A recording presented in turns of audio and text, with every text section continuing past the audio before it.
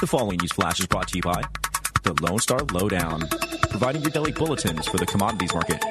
Today in history, news updates, and the inside scoop into the tides of the alternative.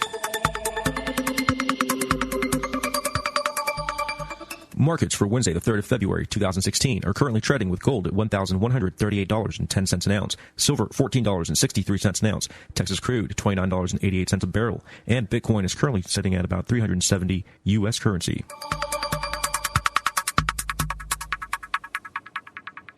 Today in history, the year 1966, the Luna 9 Russian spacecraft became the first unmanned probe to achieve a soft landing on the moon, or any other planetary body for that matter. Also known as the YE-6, number 13, it was the first probe to transmit photographic data to Earth from the lunar surface.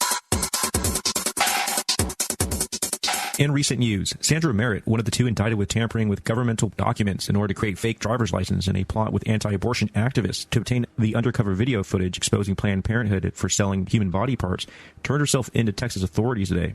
She posted her $2,000 bond and was later released. However, the news conference that she was scheduled to hold afterwards was canceled. David Daleiden, the main activist behind the videos, plans to turn himself over to authorities tomorrow, his attorneys have stated.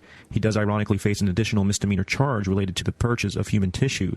Ironic because, if you recall, a grand jury in Houston, Texas, that had been tasked with looking into the wrongdoing by Planned Parenthood announced that it was indicting Daleiden and Merritt instead. The results for the Iowa caucus are as follows. For the Republican Party, Ted Cruz, 8 delegates, or 27.7%. Donald Trump, 7 delegates, or 24.3%. Mark Rubio, 7 delegates, 23.1%. Ben Carson, 3 delegates, or 9.3%. Rand Paul, 1 delegate, 8,481 votes, 4.1%. Officially, Rand Paul did drop out this morning, stating the lack of funds and support as his main cause. Jeb Bush, 1 delegate at 2.8%. Carly Fiorina, 1 delegate, 1.9%. And John Kasich, 1 delegate at 1.9%. For the Democrats, it was actually decided by a coin toss, which gave Hillary 6 wins out of 6 tosses. Hillary Clinton got 23 delegates and Bernie Sanders 21 delegates. This has been your lowdown for February 3rd, 2016.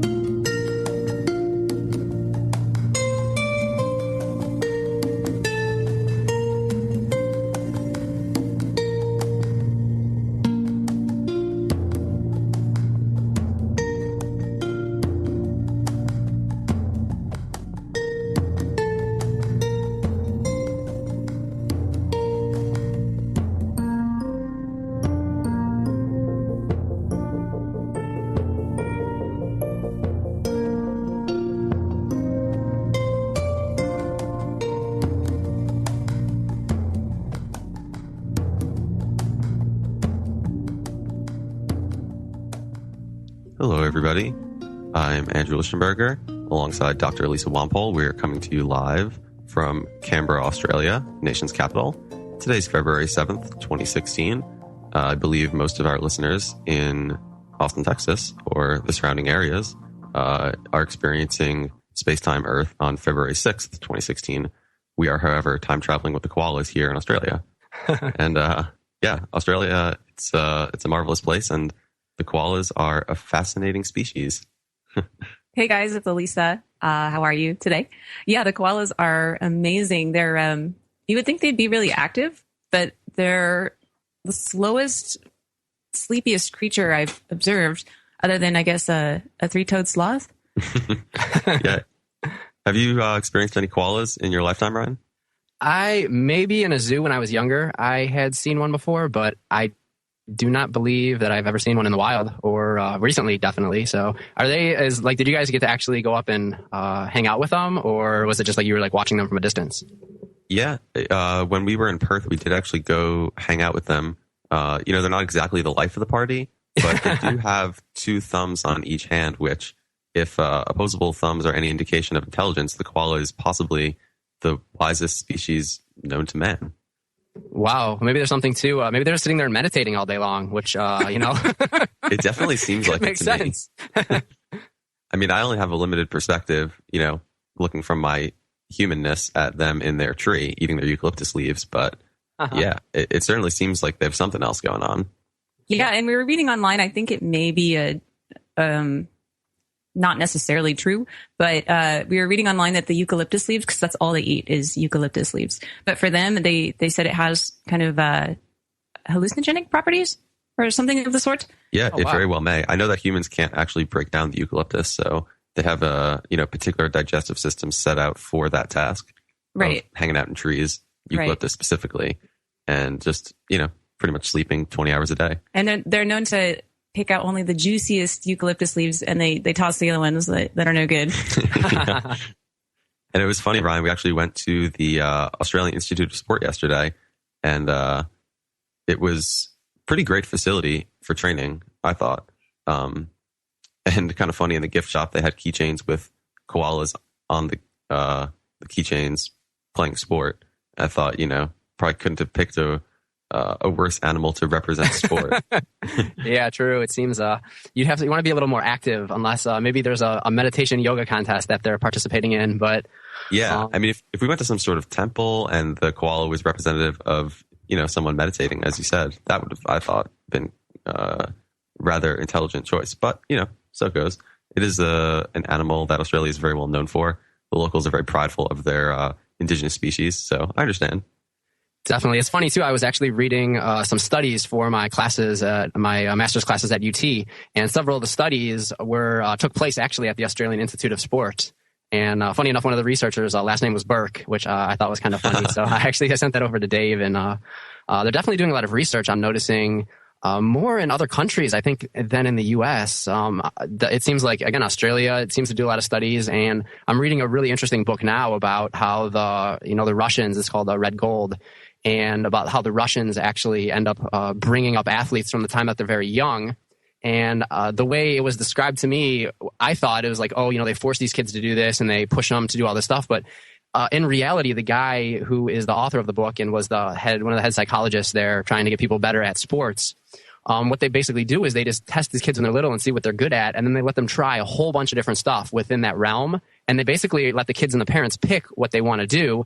But they just kind of show them, hey, you're leaning towards being really good at this. And a lot of times, kids will end up picking something that they're relatively good at because, it's fun and enjoyable when they're good at that. And then they put them into these training programs from a very, very young age, so that they can get better at a particular interest. It's not like in the US where it's like, you have to have a really high GPA to get into like this school. It's like if they find a kid is really, really good at one thing, they just let him focus on that one thing, which makes a lot more sense to me than, a lot of the education system going on here in the US. Yeah, I think that's a great approach because inevitably everybody's going to have some inborn talent, and they're going to have one inclination or some inclination one way or the other. So allowing the child the freedom to choose ultimately is going to allow, I guess, as you could use the metaphor, the flower to blossom. It's just needs the right set of circumstances, the right sunlight, the right water. Just needs to be allowed to be itself. So I think that's really awesome. What studies in particular were going on at the Australian Institute of Sport that you remember? The ones that we were looking over is whether or not taking in a certain amount of nutrients before you work out gives a performance. And so they were focusing on like carbohydrate intake before like more distance races and how they do a lot of carb loading. And they've definitely found that you either need to have a significant of carbs already in your system or, having a pre-meal, not like right before you work out, but, several hours before to allow your blood glucose levels to be able to have that fuel available for itself on a distance event promotes some significant improvements in performance. So they're really going to science about it. That's interesting. And, we went on a tour yesterday there, and of course, David, being the inquisitive one that he is, was asking the tour guide if the athletes there had non-GMO food. And the tour guide was basically just said, oh, well, I don't really care if I eat GMO or not. Do you guys care? Yeah. I guess the level of understanding about what GMOs are and what they could potentially do to your body's functionality is not as well explored here as it has been in the US. But they also seem to be less prominent. We went to a juice bar and asked about whether or not the produce used in the juice was GMO. And the lady seemed to think that GMO food didn't really exist in Canberra. She thought that the only GMOs, and this is just one person's opinion, but she thought the only GMOs imported were cotton and linseed oil, which, wouldn't have been in the juice, but definitely fascinating, traveling to different places and kind of seeing where they're at in their own pocket of the world with something that is in many ways trending across the world. No, that's very true. Here in the U.S., a lot of times the studies end up by the kids that are in colleges doing a lot of the studies for their research. They need funding. And so what I'm learning now is the majority of the funding for this research comes from like the NIH, the National Institutes of Health. And so, that in private companies, like a Gatorade or a Pepsi or something like that, essentially all they're testing is like, is our product better than nothing is kind of what it is. They're not comparing it to possibly something better. So it's like, is having Gatorade better than water? And a lot of times the answer ends up being yes, just because, these carbohydrate studies. So yeah, if you're really low on fuel and energy and you need electrolytes. So yes, taking Gatorade, although I think it contains a flame retardant, which is illegal in several countries, can be better for that performance, as opposed to just taking water or taking nothing. So I think what really needs to happen is it's, the idea that there's no limit to health. And that, sure, Gatorade may be better than nothing, but like, let's find out what's better than Gatorade. Is taking, a cucumber and celery drink better than Gatorade, or mixed with spirulina? Or there's so many different combinations of stuff that can be tested. But unfortunately, right now, the people who are putting up all the money for this are the ones that are just testing their product. And I guess another hot button issue that a lot of funding is coming in for now is osteoporosis in women, which is, if you're a graduate student and you're, trying to make money and pay the bills, you're like, oh, well, there's money here for this, so I'm going to study this. As opposed to like, what are people really interested in and what kind of information needs to get done?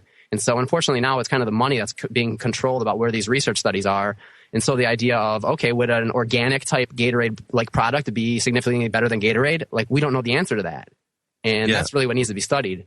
With Gatorade and the incurring electrolytes that are allowing for this increased sports performance, where do they naturally occur, if in, like you said, a cucumber juice or like a coconut water or something?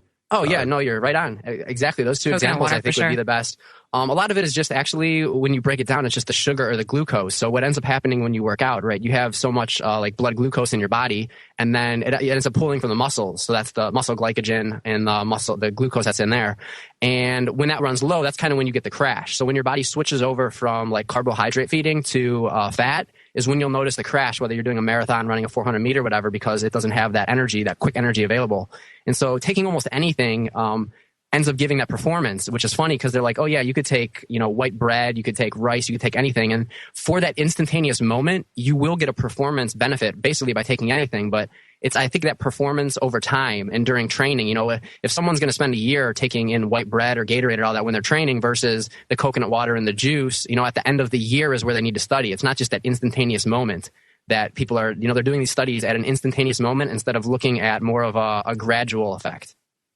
Yeah, that makes a lot of sense. I mean, I know from my own experience playing poker, and I'm sure your experience in athletics, and Lisa, you as well, that, it is very much a long-term experience. So, yes, sometimes you may do something that ultimately is not in your best interest long-term, stay up long hours or what have you. Mm-hmm. But as far as sustainability goes, I mean, it should be placed in the forefront of, something to really put your efforts forth towards. Very true. We're coming up to our first break here, and we have a great guest, so everyone stay tuned. A friend I went to high school with, actually, Jacob Bell, who was a former NFL player and decided to open up his own vegan restaurant in San Diego. So we'll have him coming up. Stay tuned. This is Nourishment for the Spiritual Warrior on the Logos Radio Network. This is the Logos Radio Network.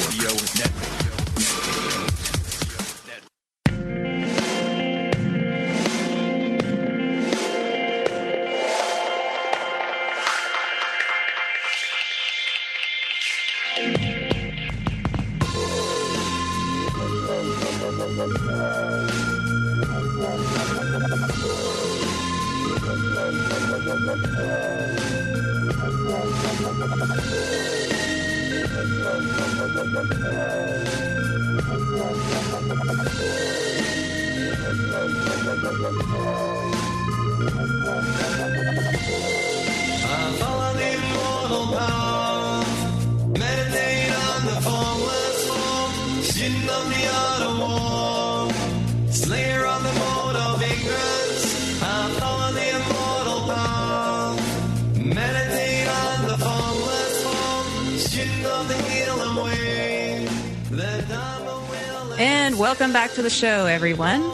We were talking before the break about natural electrolyte drinks, and I just wanted to add my 2 cents.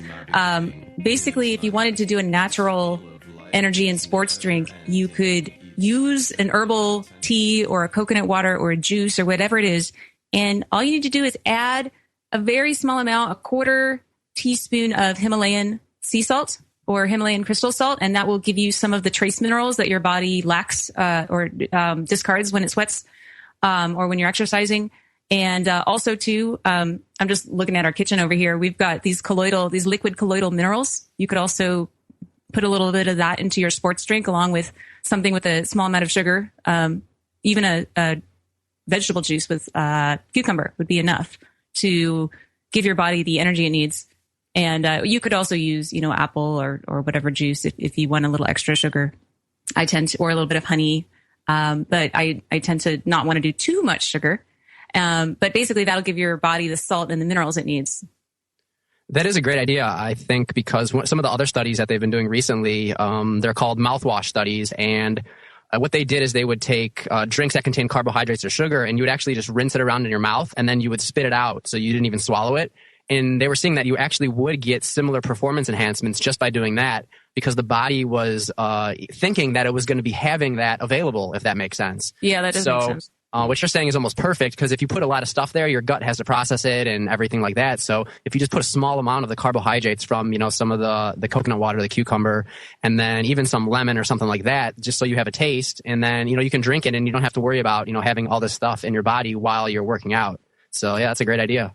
Yeah. There's a fascinating ability of the body's technology to kind of receive the benefits. Obviously, it's there physically in the system momentarily, but kind of makes you wonder, like sometimes at the beginning of a meal, before I even start eating, once the food is made available, I'm like, oh, okay, my hunger is somewhat mitigated. Obviously, I still want to eat my food, but it's interesting looking at that particular aspect of consciousness, how what is possible, I guess, with the body and with the mind. Definitely. And we have a guest here that Ryan had mentioned before the break, and his name is Jacob, and here he is. Hello, Jacob. Are you there? Yes, hello. Hey, Jacob. What's up? How are you doing? All right. Thanks for having me on. Nice. Back in Ohio, I guess, right? Yeah, it's a little bit colder here than I'm used to, having lived in California for a couple of years now, but we're managing. Definitely. I'll give everyone a quick background on Jacob. We actually went to school, and I think we played AAU basketball together in like 8th grade before we both went to St. Ignatius High School and played football together. And then Jacob went on to Miami of Ohio and played there with Ben Roethlisberger, and then went on and played football professionally in the NFL for several years. Before deciding to retire, not due to lack of performance, but because he, thought his health actually would be better by doing that. And since then, he's opened up what I hear. I haven't been there. I know Elisa's been there, to SoulCal, which is an amazing vegan restaurant there in San Diego. So, yes. Jacob, would you like to tell us a little bit, I guess, your idea behind SoulCal and what you're hoping to bring to everyone from that? Yeah, I think obviously nutrition is one of those things that I think people are lacking nowadays. They don't have a good grasp on exactly what proper nutrition is. And from being an athlete and playing at the top level, we're exposed to some pretty good people that could kind of guide us to eating properly. And I was fortunate enough to have a private chef for a number of years that just really, really dialed me into it. And I felt like I couldn't go out to eat anywhere, so I felt like there was just a need for it. And the necessity of that just kind of drew me towards opening that type of restaurant to provide that type of food for people. Great. For anyone that's in the San Diego area that wants to check it out, the website is soulcal.com, SOLCAL.com, and it's located on 910 J Street in San Diego, California. So definitely check that out. And now, Jacob, were there many players, I guess, when you were playing that were experimenting more with like vegan or raw foods? I'm starting to hear some stuff from Tom Brady, and then Yeah, let me know what experience do you have with guys trying stuff like that out?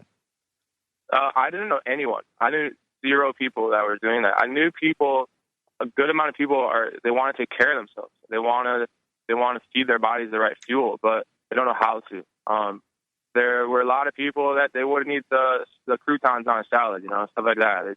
They'd try and eat, their vegetables. They eat a little extra helping of vegetables. But nobody was consciously making the effort to understand what types of foods do what types of things to your body. And there's really nobody around, no nutritionist or anyone to teach people. So you're kind of on your own. I thought it was sad. I don't know if it's still like that. I've been out of the league for 2.5 years, 3 years now. But it was sad to see the amount of money they put into the athletes, right? So you're spending millions of dollars on a guy, hundreds of thousands of dollars on a guy, but you won't pay to have proper nutrition in the dining hall. You won't pay to have a nutritionist sit there and tell you, hey, this is what your tailored meal regimen should be in a day or a week. So it was just kind of sad to see that, actually. Yeah, that's definitely one thing I think that could be improved upon. I know myself when I was working with several companies like Perfect Competition, Athlete's Edge, and a few other ones in South Florida where we were training guys for the NFL Combine. We had guys, Patrick Peterson and Stevan Ridley and, some really, really high-level guys go through there. And some of the biggest changes that were made is we actually just put meal plans together for these guys. We had food that just showed up every day. They had breakfast, boom, show up, and then snack, and then lunch, and everything was prepared. And it wasn't quite like raw vegan, but it was a lot closer, I think, than any of these guys had ever eaten to that in their entire life. And a lot of guys just lost weight, and they were able to do really good at the NFL Combine, I think, just by getting nutrition for a 2-month period and, losing 10 or 15 pounds and, being that much quicker. So I think there's a big, opportunity, I think, for these guys to improve their health and their performance levels by doing this. Yeah, it's huge. I mean, you guys were talking before about the different studies that show what your performance relates to your food intake and, whether it's timing or what type of food it is.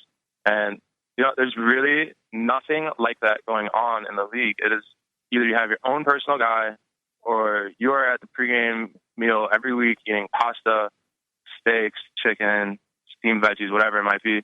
So all these different things that, are historically just a tradition. They just do it because it's the tradition. They don't even know why they're doing it. I mean, we would eat, Ryan, you probably remember, we might eat like pizza, pizza diet the night before a high school game or right before the game.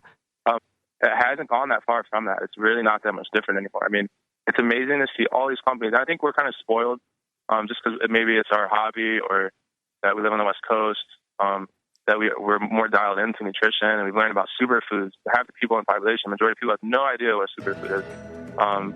So for these types of things, there's still a huge window of opportunity and market available for people to understand the potential of that type of diet and how it can impact your performance.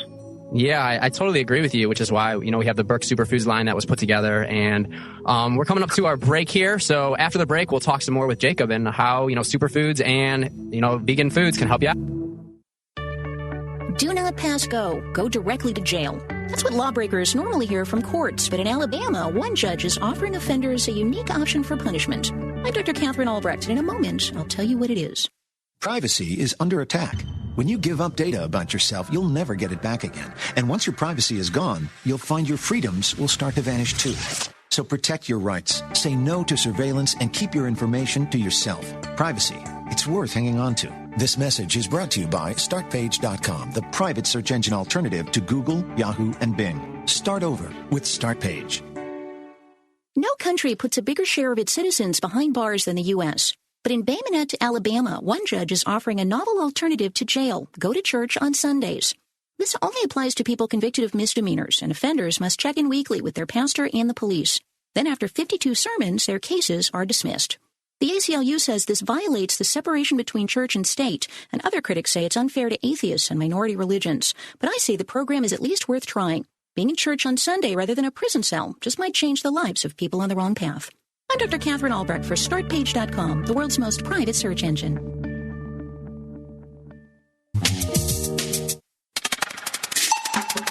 You're listening to the Logos Radio Network at logosradionetwork.com.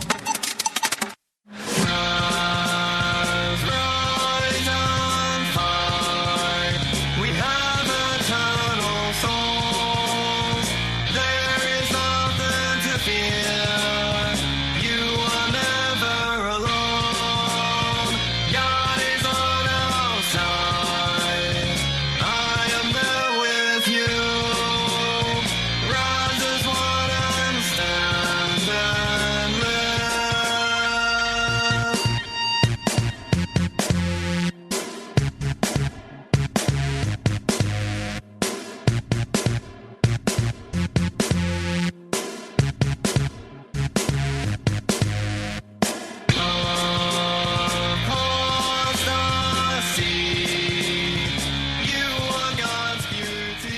Welcome back to Nourishment for the Spiritual Warrior. It is Saturday, February 6th here. My time-traveling friends are in Australia, where it is February 7th.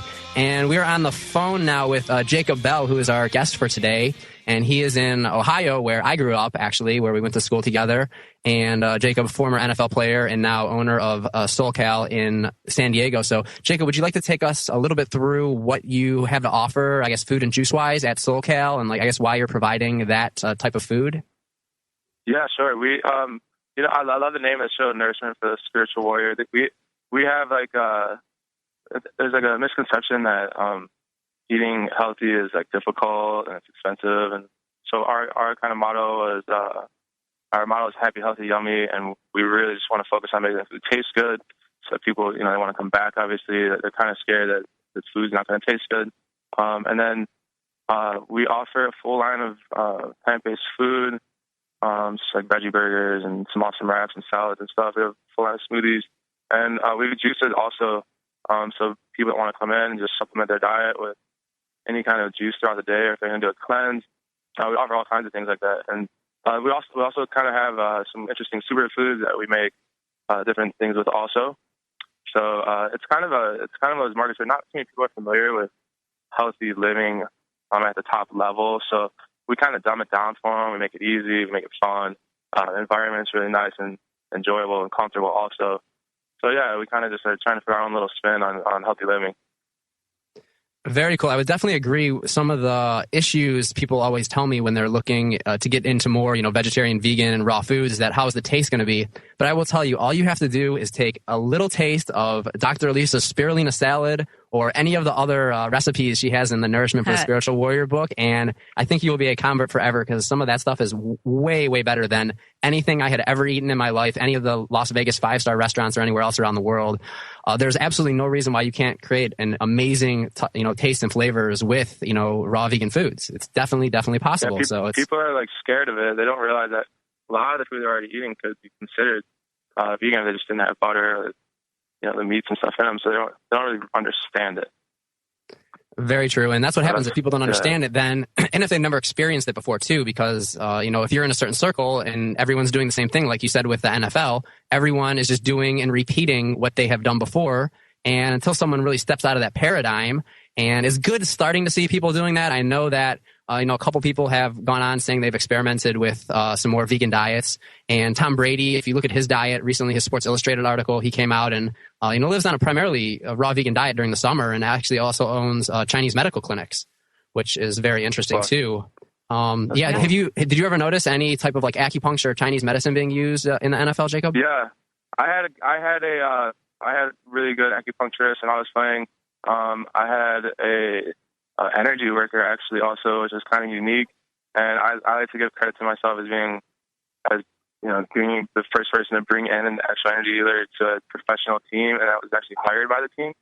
She's this really powerful, intuitive, psychic lady that would just have crystals and stones. She'd go to her office for 30 minutes or an hour, and she'd do her work on you. And next thing you know, you felt different. And I couldn't prove it. I didn't know what was actually happening. I just knew that it worked, and I felt better. And I kept telling my coaches about it, and they thought it was crazy. And then they brought in Jeff Fisher, and Jeff Fisher is up to anything. He's the first guy to have guys doing yoga, on the off day or whatever. And he hired her full time, so now she actually works for the St. Louis or LA Rams. That's amazing. So she's the first one of the first people to actually do that. It was pretty cool.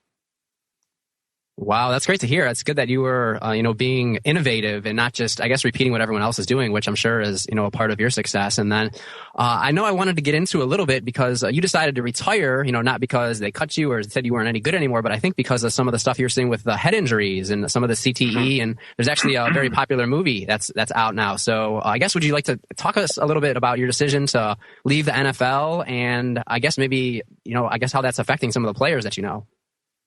Yeah, it's such a hot topic right now, and it's unfortunate that the league treats it the way they do. They make it very hard for guys to get their benefits when they're finished playing. They claim that there's no link to playing football and brain injuries. They've come out publicly said that.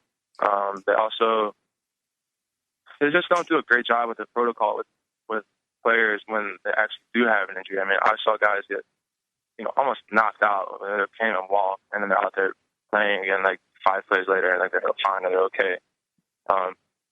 So I know we see it now in the older players that they, 40s, 50s, 60 years old, and they don't remember their own bathroom is. They don't remember how to do anything. They're just completely like almost not brain dead, but they call it like punch drunk. Like old boxers used to get it, and so now there's no surprise that you get a bunch of brain injuries. You're gonna feel something from it. But the interesting part about it is that it's like Alzheimer's, where it's selective. So 5 guys can get it, 5 guys cannot get it. They don't have a rhyme or reason to it right now why it's happening, but they just know that there has to be some correlation. So Harvard has been doing a bunch of studies on the brains of deceased people that have been involved in contact sports, and they've found an overwhelming amount of evidence to show that there is no coincidence that the people who played are more likely to have it than people who didn't. So the league is just, kind of brushing it under the rug, but a lot of players and ex-players want to be more of an issue.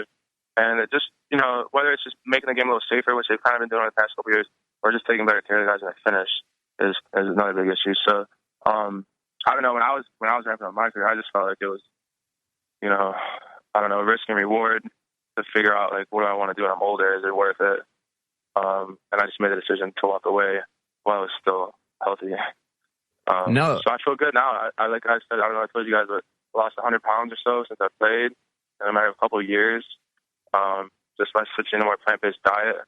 I feel way better, but still I go through the normal aches and pains of an athlete that most people would be, they'd be done for if they felt what I felt on a day-to-day basis, so I've gotten used to it. And, I just feel glad that I got out when I could. And so people always ask me, have you seen the movie Concussion? I'm like, I haven't seen it, but I lived it. And I am living it. And it's definitely a hot topic right now. No, definitely that. Yeah, that movie you're referring to, Concussion, which is a pretty popular now, a Ridley Scott movie starring Will Smith and Alec Baldwin. And that's about a guy, Dr. Bennett Amalu, who is a Nigerian forensic pathologist. And basically, it's his research on CTE, which is chronic traumatic encephalopathy.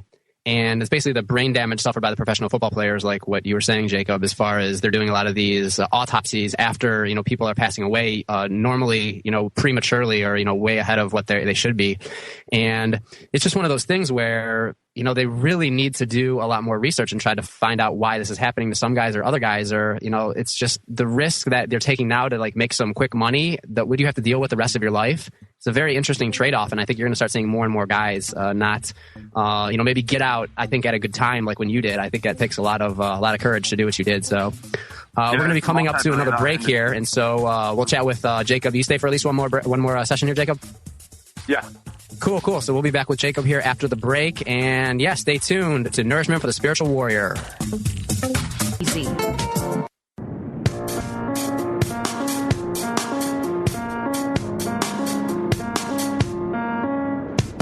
War of heaven descends to the earth, a time where the mind is defined and confined. We the people need to realign with the divine. A government for the people, by the people realigns. No more taxation without representation. It's time for the people to have their say, no longer the prey. Aligned with truth, there's nothing we cannot do. Divide and conquer lies and false promises. These are the archonic weapons of hurtful decay. The abundance of the earth is the perfect technology, and the golden age is now. Rise together as one in peace and prosperity.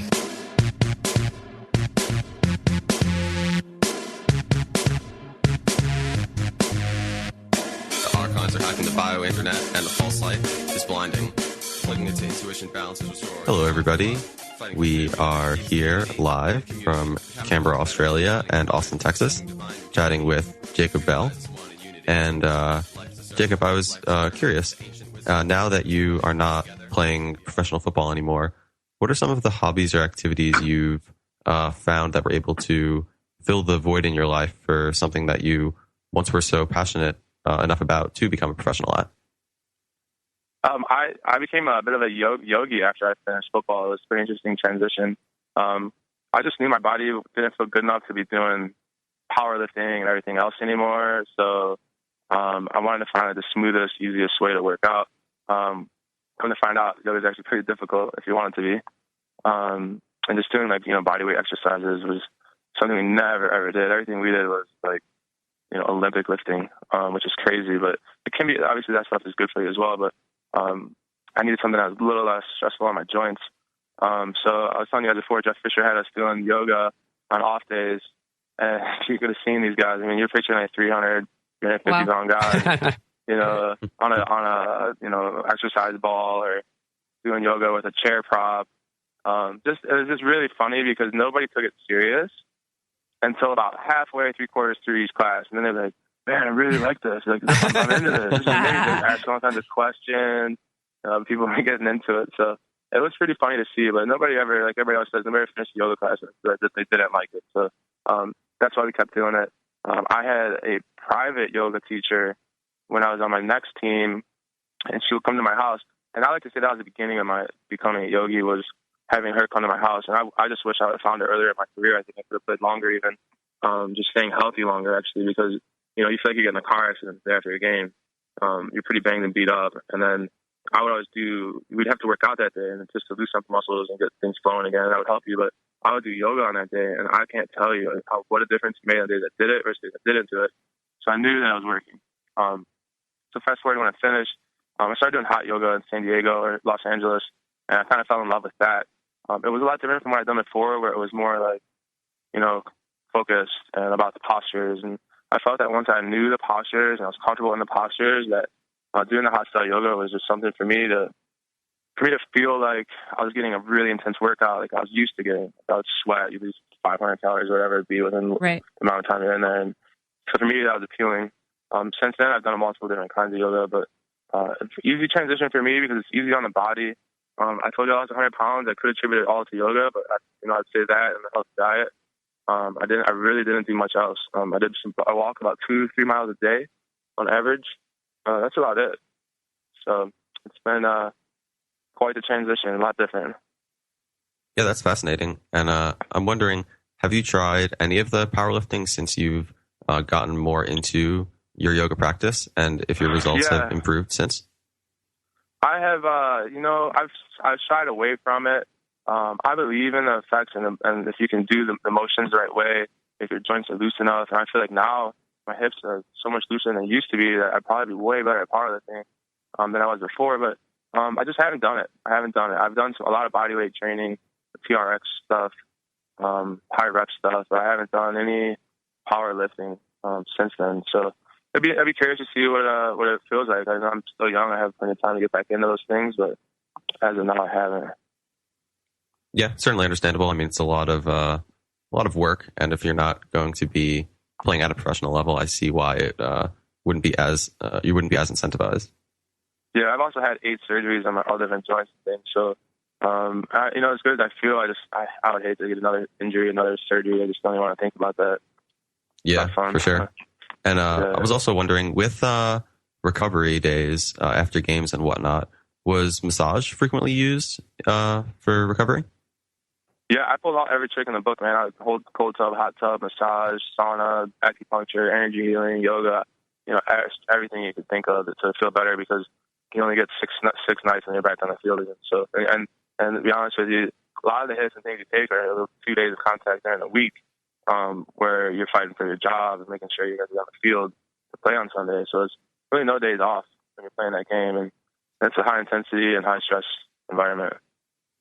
Wow, that is fascinating. Yeah, but it's fun. It made me the competitor that I am, and my competitive side was probably what made me be so successful. And I think at times that can help you or can hurt you in the real world. So I actually encourage people. I mean, I mentioned about the brain injuries and things. I encourage people to get psychiatric help when they're finished, and go see a shrink. Talk to people. Talk to them about what you're experiencing. You get healthcare coverage, and just having somebody to talk to can help you a lot. I mean, somebody that's not biased, somebody that isn't partial to what your family might tell you, or your friends might tell you. Somebody that can keep it real and has clinical knowledge on how to handle different life situations. I think that's helped me a lot. People laughed at me. I would have never said that before, but I think it's been fantastic having a psychologist to talk to. I think that's been great also. Yeah, I think that's some great advice. Yeah, absolutely. Especially for guys who, I think you're really a prime example of someone can look up to as a role model when they're getting ready to leave, professional sports, whether it's football or any other sport, and what you can do to be happy with your life, because you almost seem.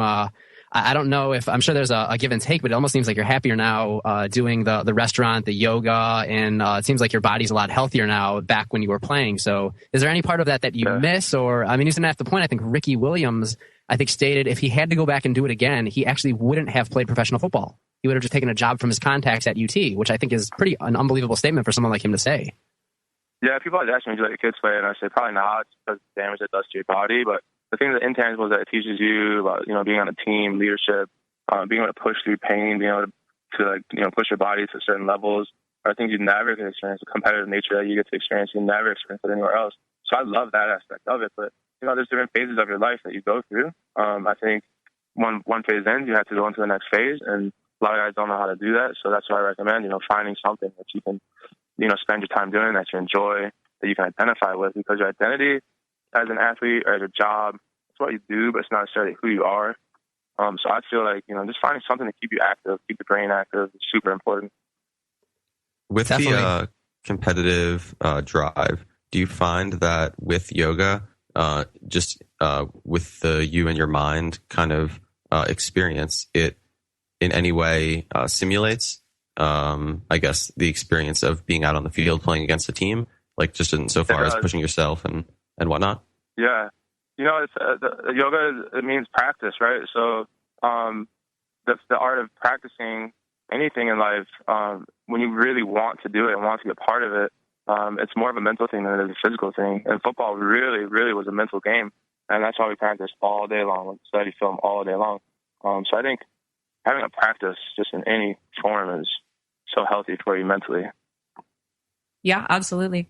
And I think, Jacob, you're very blessed to have found the path of yoga and nutrition and superfoods and all these things, because if there's anything that can repair a damaged body, these are the things.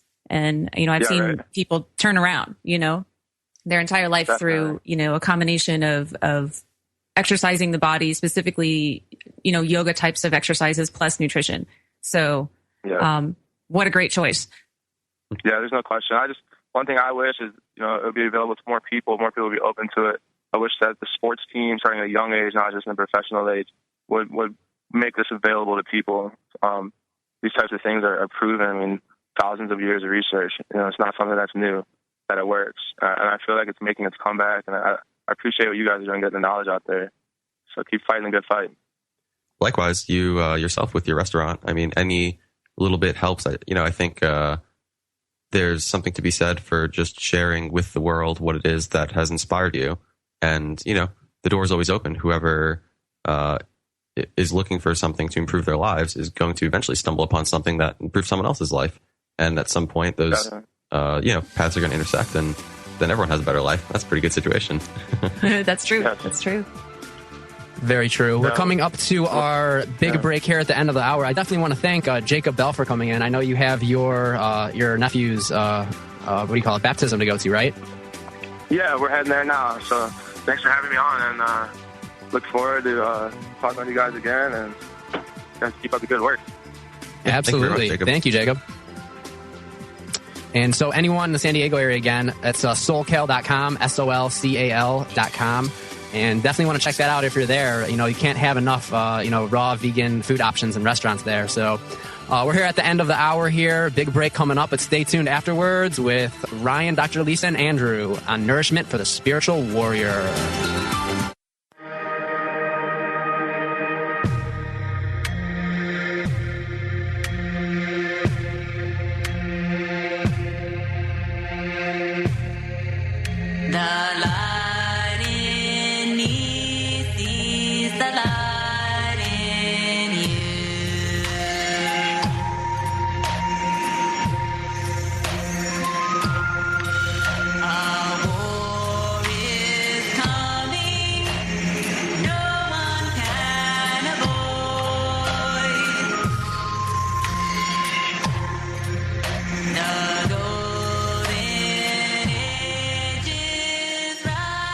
Hello, and welcome back to the show. It is February 6th in Austin. We are a day ahead out here in Canberra, Australia, which is the capital of Australia. And wow, it's so beautiful here. There's so many colorful birds. I've never seen parrots in the wild before, and they're just out there in the woods. Yeah, we saw a pelican yesterday with just a giant beak. I suppose all pelicans have giant beaks, but I never really saw one before. And it was pretty outstanding. Probably the length of its beak was the length of its body. It was giant. It was amazing. We were actually yesterday doing some Qigong in the park because often when we have some free time to spare, we just go out and do some yoga or Qigong in the park. And I've kind of gotten used to people staring and wondering what we're doing, and it's all good. Yeah, I mean, the onlookers, I feel their inquisitive gaze is one that's more wanting to join than wanting to judge. Yeah. I remember one time in the park we were, Ryan, I don't remember if you were there. We were doing Qigong in the park next to a pond. Mm-hmm. And it was like maybe 6 or 7 of us. And we were all doing these real slow Qigong breathing exercises. And this huge goose came up. It was just chilling, watching. Yeah, it was standing right next to the group, like right next to us, like maybe 10 feet away or less. And it just stood there the whole time. And it was the coolest thing. But it's one of the reasons why I love doing Tai Chi and Qigong out in nature, because the animals are real interesting. They actually kind of stop and look, like yesterday, like the bird in the tree just kind of sat there and looked at me. And they're also real inquisitive and curious because they don't usually see people out there moving so slow and being in such a peaceful vibration. And I like to think that maybe they're sensing the peaceful vibration and enjoying partaking in it. Definitely, in some sense, it would seem that they are. And just for the listeners, do you want to, Dr. Lewis, explain what Qigong and Tai Chi are? Sure. So Qigong means Qi is energy and Gong means like hard work to work with. So it just means to work with energy.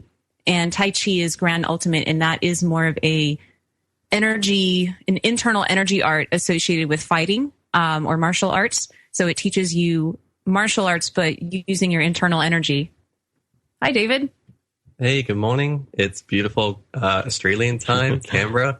Nothing like being up at 7 a.m. in the morning.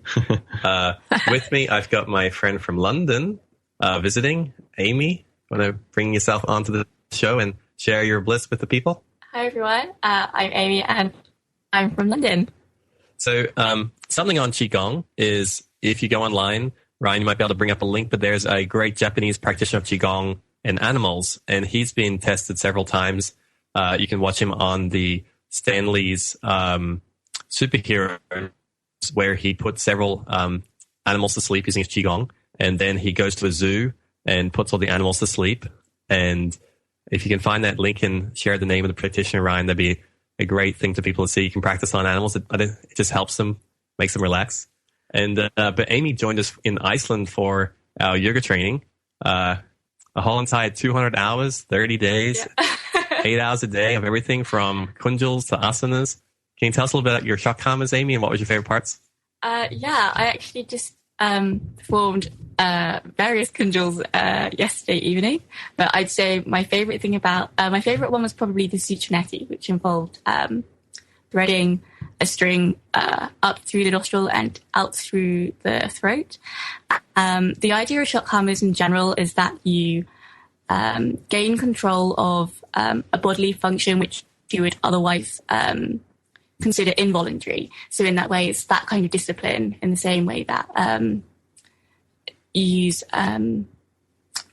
prana for breath and controlling the breath, and meditation for controlling the mind. And it's just, I enjoyed waking up in the mornings to do that before we actually did the... It's funny to say we enjoyed that, isn't it? Yeah, but I think it's like what people say about school when you look back on it and actually you did enjoy it, although that's not really necessarily true for some people. I know it's not true for me, but it was true in that sense. And I did really enjoy waking up to that, especially because in Iceland, it's very cold in the morning. So it's kind of a good way to wake up. It's like taking a cold shower in the morning kind of thing. It's definitely a very invigorating way to start the day. Yeah. Can you explain what the kunjal is, Amy? Kunjal basically drinking lots of water. I'd say maybe about 2 liter capacity or a bit less. And you just basically chug it all down really quickly, preferably in a squatting position so that so to do with the colon, so you're pressing on it slightly. And then you basically stand up when you feel like you have to throw up, and you basically throw up. And Amy, basically, with these type of things, make sure you work with a qualified professional. We were fortunate we brought over one of the top yoga teachers from India, endorsed by the government of India, to Iceland. And we all worked together having some advanced practice already in yoga. But Amy, in the morning when you did your kunjal and all the water came up out of you, was there any bile or anything, or was it just you explain like the... Yeah. So the idea is that you do the certain shakamas in the morning because if you do something like kunjal, you have digested your food from the evening before. So it's basically just the kind of idea of rinsing your mouth quickly after you've brushed your teeth. Your stomach will be empty, so you're kind of just giving it a quick rinse with the kunjal, and you throw that water back up, and then your stomach will be cleansed. And there's another shakama, Amy, which we videotaped you do, which should upload on the show for people to see. It was actually one where you're placing pieces of wax rope through your nose and pulling it out through your mouth. Yeah. Can you explain a little bit what that was about? So the rope is fairly decent size and it's quite rough. But one end of it, which you first initially thread through the nostril, has been hardened with beeswax. And once it's been threaded through the nostril through to the throat, the idea is that you're basically meant to rub it back and forth a little bit for some friction. So cells that are in the nasal area are usually very thick and there's not very many of them. Whereas by creating the friction, it breaks down those cells, and then they'll remultiply as many and as and smaller. So it gives you a heightened sense of smell. And I remember when I did my shakama with the nostril, putting the wax rope up my nose, I just sneezed so much. And all this mucus was everywhere. It was not a pretty experience, but eventually it made its way through. Definitely something that I would advise for people to seek out a qualified professional. Yeah. Not something to try yourself at home. Yeah, no, it's a different thing to like a child getting a crayon stuck up their nose or something. It's not the same thing. Like it's done with intention and it's done with like you said, somebody who knows what they're doing and who we're very fortunate enough to have explained to us the actual benefits of the shakamas we'll be doing. Yeah, and like you said, Amy, very much so. When I first tried doing some of these shakamas, my body protecting itself was resisting the type of yogic cleansing movements, and these are rather advanced movements. And then after about the first week, it was going to get easier and easier for me. And I did find that I began getting control over my nasal passages. I got control over my stomach and diaphragm and how we could push water out of my body or bring it in. I found that there's one where you actually eat a cloth, and the cloth is like about 2 meters, which is about 6 feet for our US listeners. And Amy was quite good at that one. Yeah. And you swallow the cloth, and then you do stomach movements to pick up all the bile and those type of things. And then you pull it out, and it has like a yellowy color. Yeah, and it doesn't have a great smell either. But it helps when you're pulling it out, because if you're taking it out at that moment, it kind of just, it's like you're regurgitating it, so it helps. The smell helps. Yeah, because I remember when we first tried it, the sound of everyone kind of reaching was kind of made it hard to swallow. Yeah, that wasn't great. It was kind of the opposite to kunjal. When you hear your friends throwing up, it's helpful for that one, but you don't really want to be hearing other people retching for the cloth eating one. Yeah, for the cloth eating one, you're actually trying to not regurgitate. So I remember, I think David, you and Amy went out because you got tired of hearing everybody, that you guys went out to another area and did it so you couldn't hear everyone else throwing up. Yeah, exactly. And it's just that mind-body connection. And when you read into some of these ancient yoga concepts of superhuman performance, it's all about being able to get control of the electrical nervous system in the body, the way the body excretes chemicals, way it produces energy, and like a magnifying glass, be able to take all the essence electromagnetic energy of the body, like you're magnifying the sun. The sun, when you magnify a ray, can produce a fire. It's the same way to be able to unlock and have completely focused that energy. So kind of a little bit empirically, yes, I can kind of see in broad strokes how this may or may not work. It definitely needs a lot more research on it, and it's very hard to find a qualified practitioner who can empirically demonstrate some of the abilities. However, our instructor had some type of abilities. I mean, he was definitely very contortionist in his asanas. Yeah. And I saw he did swallow his tongue, but he said there might be a chakra point back there to help for levitating, but he said he's only human and he's never seen anyone do it, and for his empirical things, it doesn't work. But yeah, apparently you're supposed to be able to massage the bottom of your brain with your tongue, and when you do so, it makes you immortal.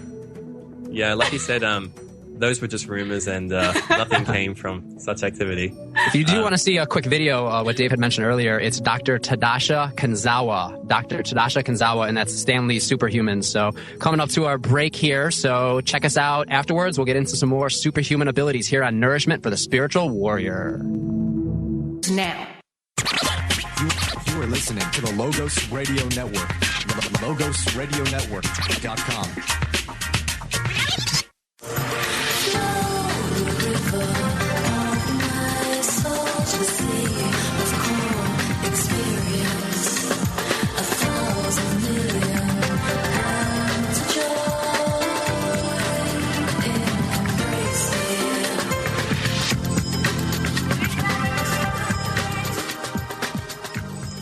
Hello and welcome back to the show, Nourishment for the Spiritual Warrior. It's David Berg, Lisa Wampole, Andrew Lucky Chewy Lichtenberger, our guests from London, Amy, and Ryan Mutual in Austin. It's a full crew today, sharing the joy of life, removing pain and suffering, and opening up new aspects of consciousness to possibly improve our life. So, Amy, we had a wonderful time running into you in Vantra, a vegan cafe in London. Yeah. And then we explored and we found a few other vegan cafes and little organic markets. Do you want to share with our listeners some of the little jewels in London? It's incredible. London is so pro juice bars and vegan vegetarian stores. It's really exciting. You even have a vegan football team, Division 2 football team. Yeah. So I went to...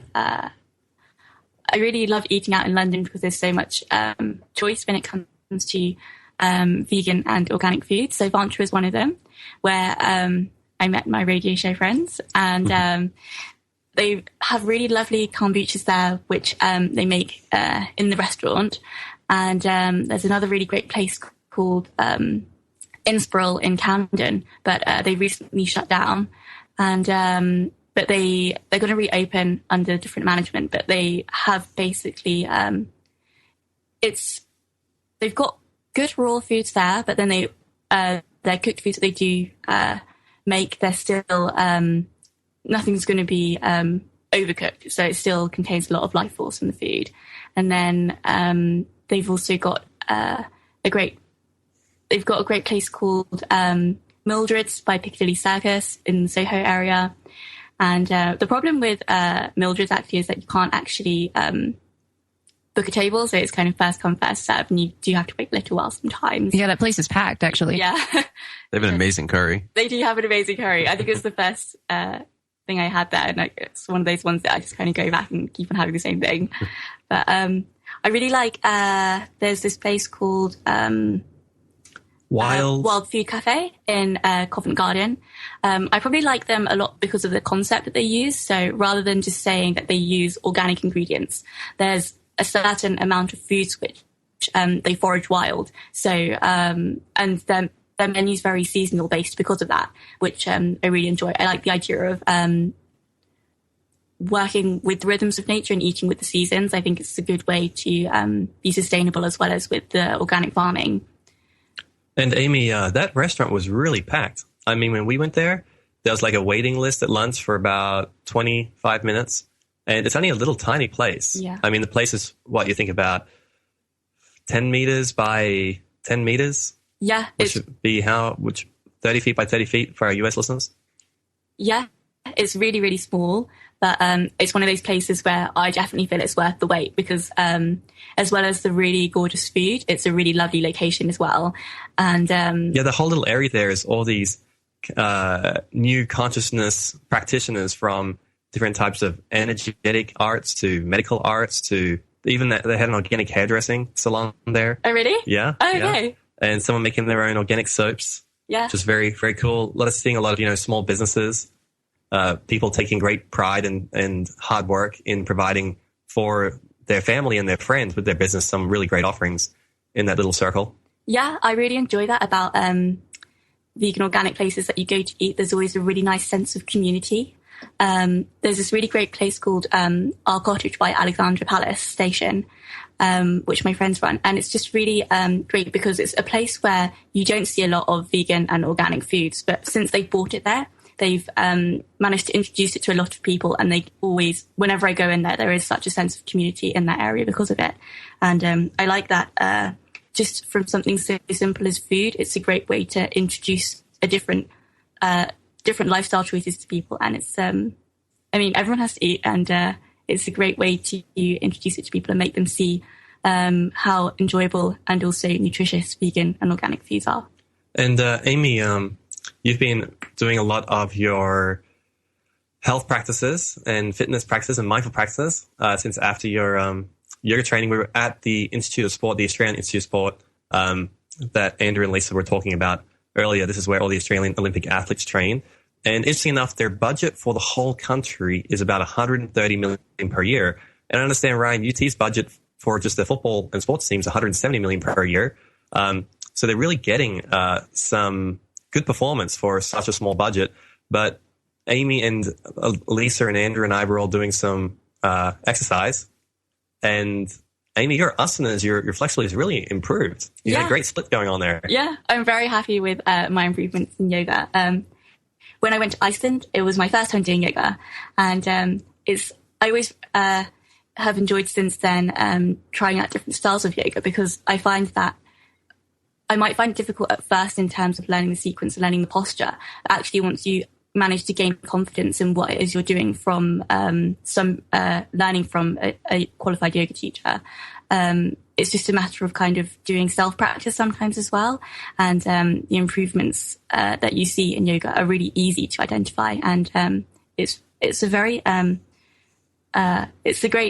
a nice way to easily see improvements that you make, because I think sometimes mental improvements that you make, you don't necessarily observe as easily as you would something a physical improvement. Yeah, and one of the great things with asana, practicing physical postures, is the physical posture also holds the mind together in its balance in your asana theory. How have you been finding your mindfulness or your feelings of happiness and sadness going with adding some yoga to your Amy 2.0 lifestyle at the moment? It's really great. Whenever I do yoga in the mornings when I wake up, I always feel set up for the rest of my day. I always feel really present when I do it. And so whenever I finish, it's just kind of like I'm up for anything for the rest of my day. And I always find that in the meditation afterwards, if I really set my intention on what it is that I want to get out of the day or further into the future, it's amazing to see it manifest so quickly. And with the yoga training in Iceland, I wanted, from my graduate anatomy classes that I took, I really wanted anatomy classes were taught in that type of level. We had a Dr. Leader teaching the anatomy classes, and Andrew organized this incredible full-size 3D model on all the body organs. We had sent from Germany for the teaching, and we had a teacher from India who had his master's in sports and kinesiology, and I was teaching. Also, we from the three aspects of both the Indian classical anatomy, the Chinese classical anatomy, and the Western modern anatomy.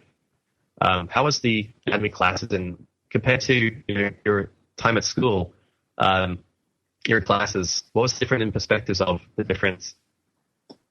Well, anatomy classes for me at school were actually non-existent. All right, we're having a little trouble with Skype here, so basically, for those of you just tuning in, what we've been talking about is we did a yoga teacher training over in Iceland in Reykjavik this past November, and Amy flew in from London, which was amazing, and a lot of people flew in from all over the world, so it was a pretty amazing time. So all these things we've been going over for the past few segments have just been different aspects of that, just amazing yoga teacher training. We had one of the best guys ever that the Indian government told us from India came over and taught us all these things. So we'll get into that a little bit more after the break here. This is Nourishment for the Spiritual Warrior on the Logos Radio Network. The world's world's richest woman says in order to get rich, you have to think rich. Okay, but how exactly do you do that? I'm Dr. Catherine Albrecht, and when I come back, I'll explain how rich people think differently from everyone else. Privacy is under attack.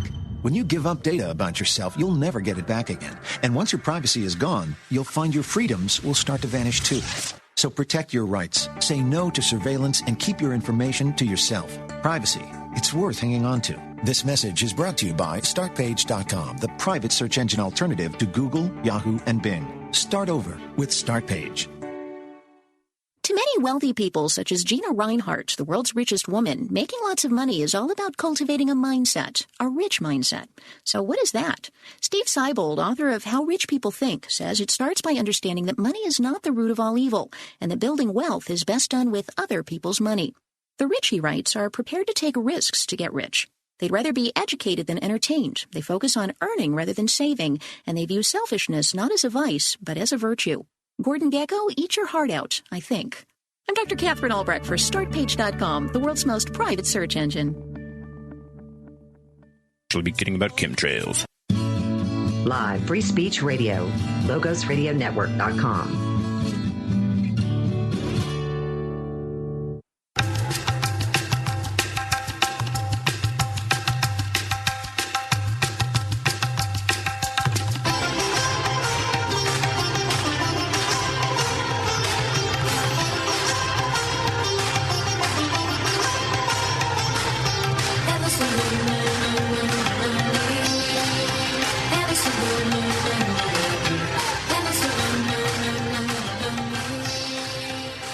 And welcome back to the show, Nourishment for the Spiritual Warrior.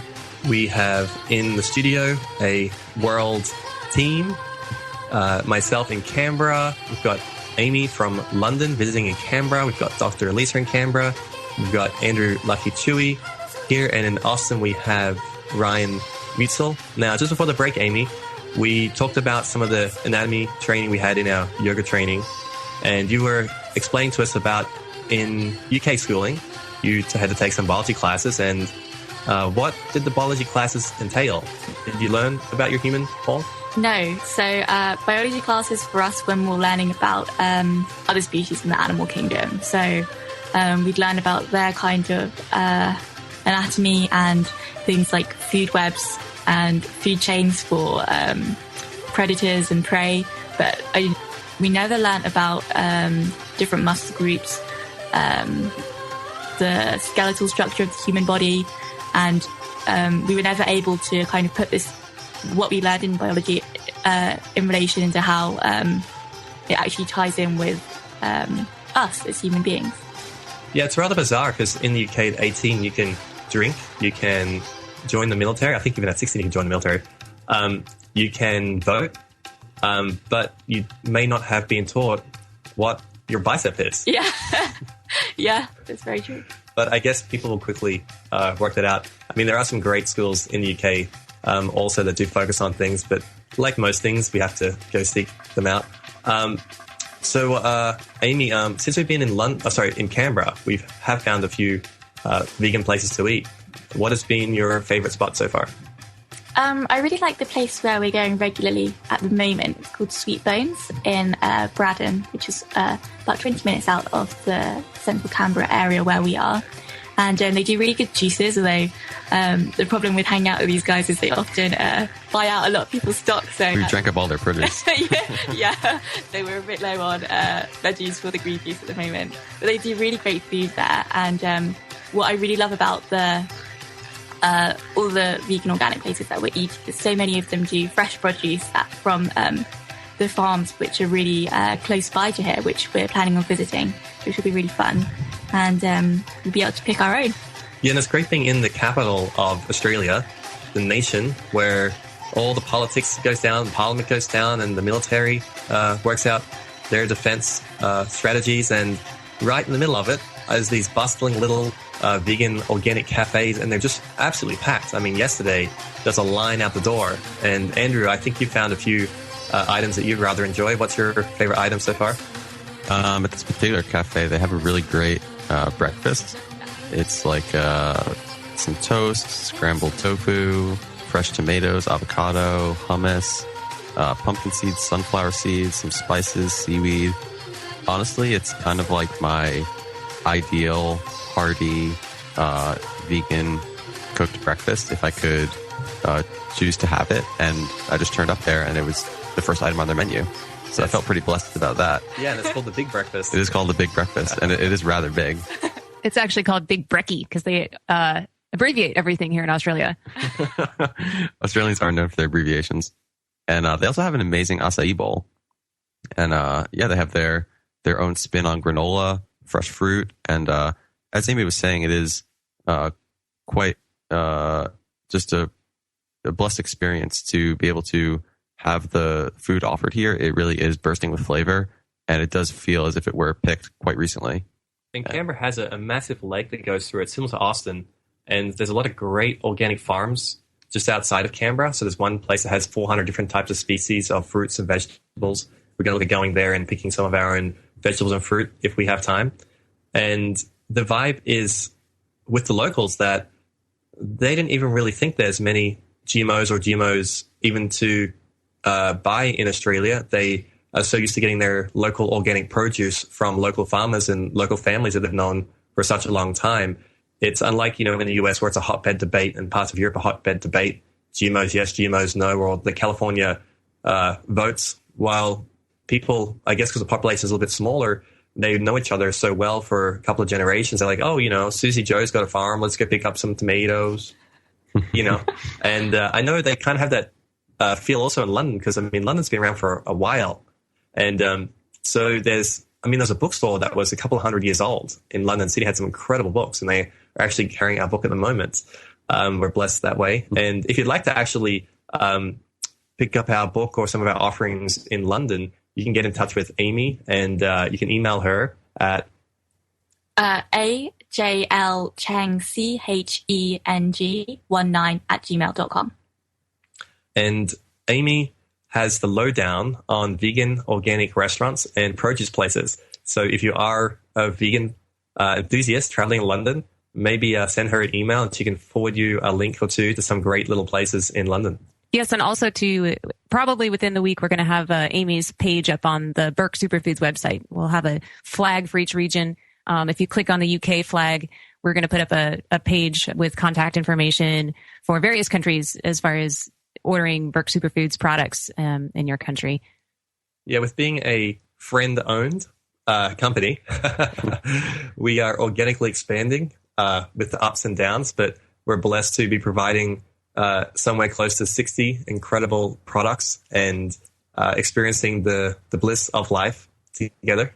Yeah, part of the bliss of life, having all these wonderful superfoods is when we travel, it's kind of funny. We pack a full bag of protein and spirulina, and getting through customs is always a little bit extra time for us because they always want to check and see, well, what is in this jar? And I'm trying to explain to them it's spirulina powder or it's protein powder.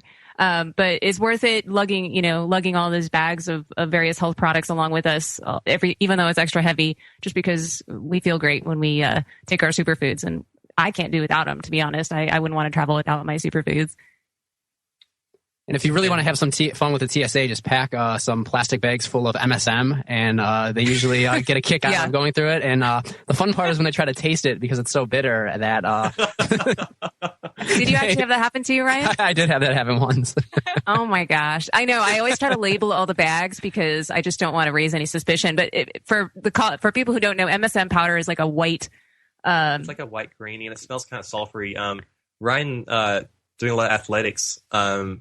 he used the MSM a lot for his cell permeability and just with recovery.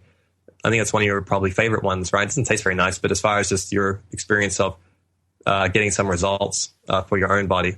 Oh, it definitely helps. I think the biggest key is it allows nutrients to get to difficult places in your body. So I think anyone who's had injuries to tendons and ligaments, because they're so thin and the membrane there is difficult to get nutrients to. And so I think MSM it's helped me out a lot with that. And I know several of the patients too, that it's been given to at the clinic have had amazing results. Even some of the guys that come back a few days later and is like, oh my gosh, my knee pain's gone. I've had it since, for the last 20 years. And so you want to make sure, you're taking the correct dosage and everything. So, talk with someone like Dr. Elisa to make sure you're taking it properly. But, I've just had amazing results, and I've seen many people experience dramatic results with just the MSM powder. Yeah, that's absolutely true. And I know, Ryan, you probably had some yoga people also that have gotten help with their joint pain just from taking MSM. Oh, definitely. We're coming up to the break here. So we will catch you again after the break here. And...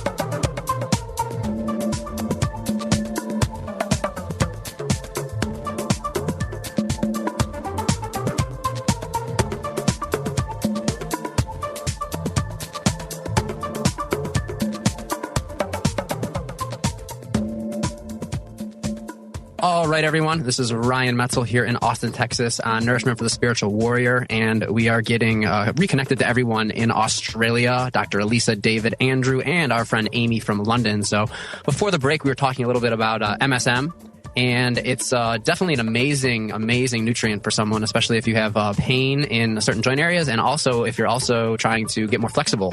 We have a flexibility formula, which includes MSM and Camu Camu, and you can find any of those products on BurkeSuperfoods.com. So it's BurkeSuperfoods.com, or come on down to Brave New Books here in Austin, Texas, and they carry the whole line of Burke Superfoods products, which is pretty amazing. And what we can do now is we're going to get them back on. So here we go, back to the rest of my crew here in Australia. You guys there? Hey, Ryan. We're still here. Hey, what's up? How is everything in Australia? I lost you guys for a few minutes, but everything is right again. Yeah, due to the multiple different types of digital technology, we have a little bump on the computer, but we're able to reconnect using our phone. And we have in Austin coming up a great event, Ryan, where we'd love to have some great speakers and different groups around the world with some great offerings.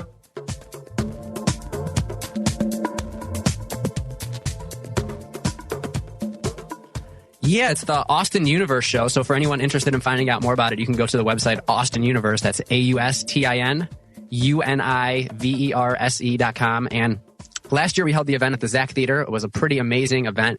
We had the IMBA, which was one of the world's largest naturally drug-tested fitness figure and bodybuilding shows. And we also premiered your movie, Dave, which was pretty amazing. It was really cool to see that. And we also had a poker tournament, that Andrew Lucky Chewy helped put together, which was, it was just a great time for everyone. So we're going to be doing that again. It looks like here at the end of August. We have a few other items of interest and events that we may try to do. We may try to do a shooting range contest, looking together to put together a triathlon, maybe some martial arts. So definitely stay tuned as we get all this organized here at the end of August. It should be an amazing time. That sounds great, Ryan. And with the event in Austin, Austin is an incredible place of small businesses, music, great universities. It's one of those cities where everyone should visit it once, and you can get the largest green juices. Everything's bigger in Texas, and the green juices are the largest I've found so far in the world. I definitely, and there's a lot of places here that carry them too. From Juiceland has juices, and Wheatsville and Whole Foods just had a sale. I think it was last week. They had actually green juices going for like $2.99, a special, which I was pretty happy about. And if you ask them at Whole Foods too for your organic ingredients, you can actually just get an all organic juice. Because I know at Juiceland, the juices are organic, the vegetables, but the fruits I do not believe are. So obviously we are, promoting to everyone to try out the organic ingredients and get that as much as you can. So plenty of places here around Austin to get clean, healthy food. So how is it everything in Australia? What's your favorite place there, Dave? So far, I think our favorite place has been where there are positive people. It's where we are in the world, as long as you have, good people with some unconditional love in their thought process and looking to experience good quality life and do some good deeds, and it's always a great experience. But I've been really lucky with Amy, Andrew, and Elisa here, and we found some great parks. Canberra is incredible parks, huge lakes, parks, great museums. We went to a zoo, which is very cool.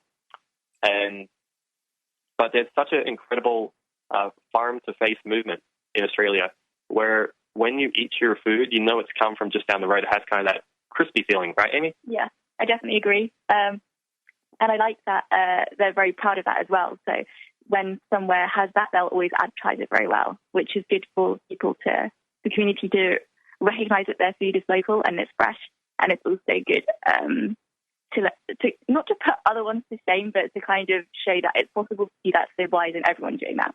Because that's how all of them should be. And Amy's passion is organic farming. She is looking at different properties in London at the moment. There's an organic farming little boom going on in the UK at the moment. The demand for organic food is very high, and I know Prince Charles is a big proponent. He has his own Dutchy Organics line in London.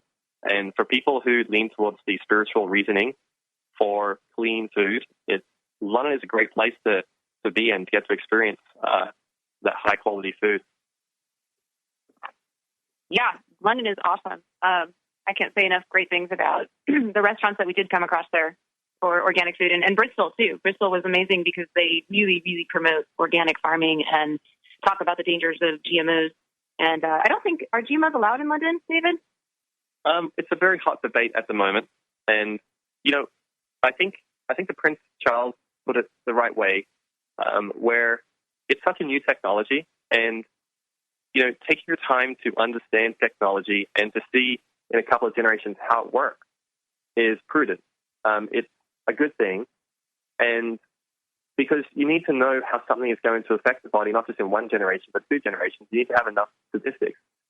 So taking your time and doing science correctly is the right thing to do. And I think Prince Charles, who addresses the idea of organic, well-crafted GMO in this fashion of, hold on, let's just wait and let's just do more studies. Let's just see the real effects instead of running into things. We've seen so many times with science, we've run into things and one problem leads to the next problem.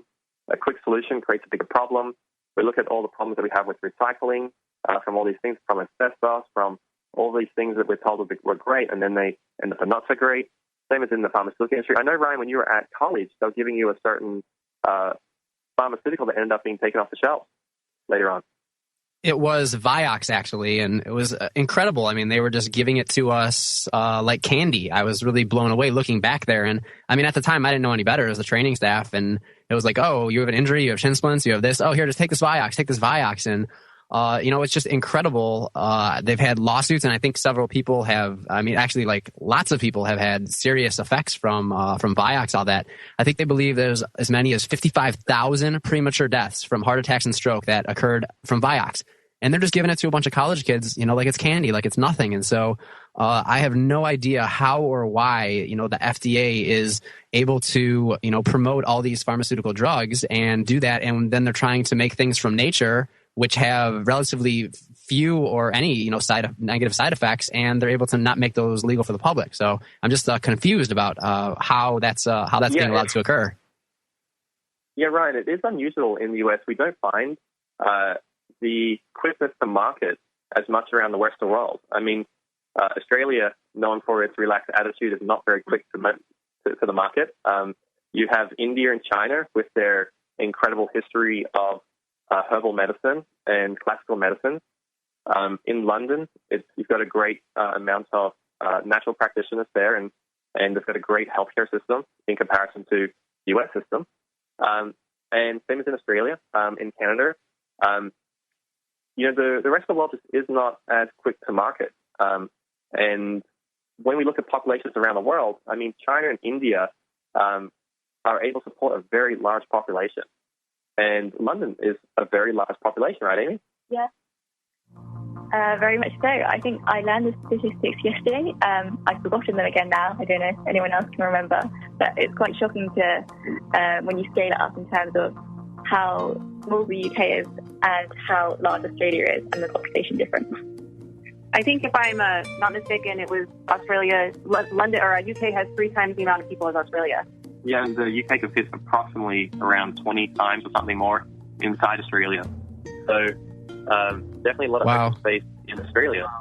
Yep. Yeah, we're coming up here on the end of the show, everyone. This is Nourishment for the Spiritual Warrior. Check us out every week from 2 to 4 p.m. here in Austin, Texas, arranged to your time zones. So thank you for listening in. Thank you to all our guests, and everyone in Australia, say bye till next week. All right. Bye, guys. Bye, guys.